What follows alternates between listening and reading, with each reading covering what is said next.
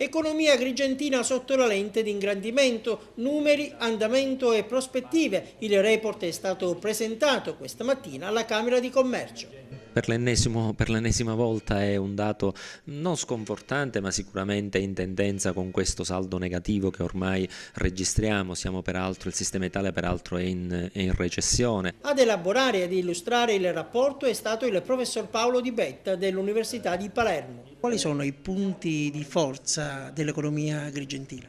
I punti di forza sono sicuramente come risultati il turismo, che è riuscito a rimanere stabile in un contesto regionale molto difficoltoso, e l'agricoltura.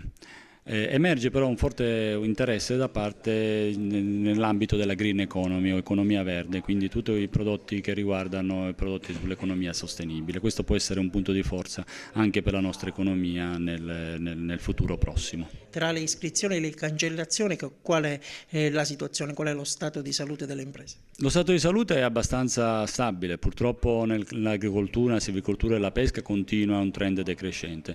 Complessivamente comunque la situazione è stabile. Per quanto riguarda la ricchezza delle famiglie e del patrimonio, in cui Agrigento, il suo territorio, è leader in Sicilia.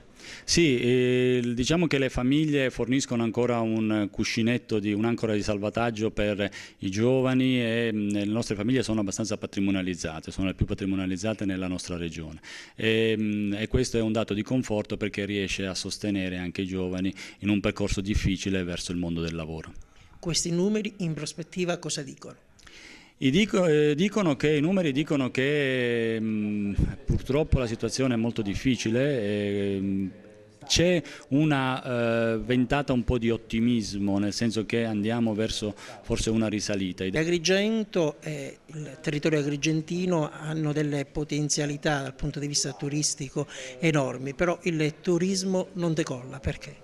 Il punto è sempre quello: come possiamo, ce lo chiediamo e ci stiamo lavorando tutti insieme, passare da un rapporto di un agrigentino, quindi una persona che vive in provincia di Agrigento è un turista, c'è il rapporto per ora 1:1, un agrigentino per un turista, passare invece ad un rapporto diverso, quindi 2 o 3 turisti per ogni abitante in provincia di Agrigento. Ecco, questa è la sfida, facendo aumentare il tasso di occupazione dei posti letto. Al momento abbiamo molti posti letto vuoti, non occupati in provincia di Agrigento. Altre opportunità sono il turismo nautico, che è la seconda opportunità, il turismo crocieristico. Quali sono le prospettive per la green economy in provincia di Agrigento? La green economy attualmente, in un periodo di austerity e di spending review, rappresenta l'unico settore che è in decisa crescita. Le energie rinnovabili e il contenimento dei consumi energetici, specialmente nel settore residenziale, rappresentano in questo momento quelli che possono essere veramente le aspettative per una positiva crescita nel settore economico nella nostra provincia e non solo. Gli altri settori sono più o meno